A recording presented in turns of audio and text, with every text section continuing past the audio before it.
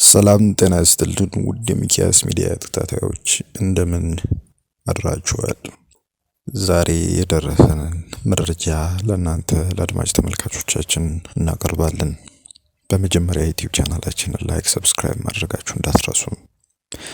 አክቲቪስት ብርሃነ ገብረገርግስ ታሰረ።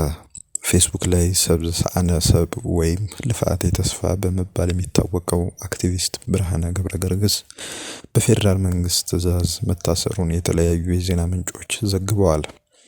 አክቲቪስቱ የታሰረው ከሳምንታት በፊት ከኤርትራ መንግስት ደጋፊ ከሆነው ከአወል ሰይድ ጋር አዲግራት ከተማ ውስጥ ቃለ መጠይቅ በማድረጉ ምክንያት እንደሆነ የተናገሩት እነዚሁ ምንጮች ብርሃነ በአሁኑ ሰዓት በመቀለ አይደር ፖሊስ ጣቢያ በእስር ላይ ይገኛል ብለዋል።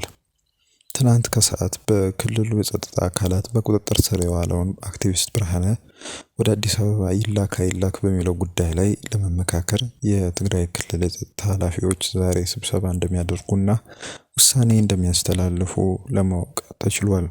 አክቲቪስት ብርሃነን በቁጥጥር ስር ለማዋል የፍርድ ቤት ትዕዛዝ ስለመሰጠቱ ለማወቅ ባይቻልም በዛሬው ዕለት ከነበረበት አይደር ፖሊስ ጣቢያ ወደ ክልሉ ፖሊስ ኮሚሽን እንደሚዛወር ለማወቅ ተችሏል። የዩቲዩብ ቻናላችንን ላይክ፣ ሰብስክራይብ እንድታደርጉ በአክብሮት ጋብዘናችኋል። መልካም ጊዜ።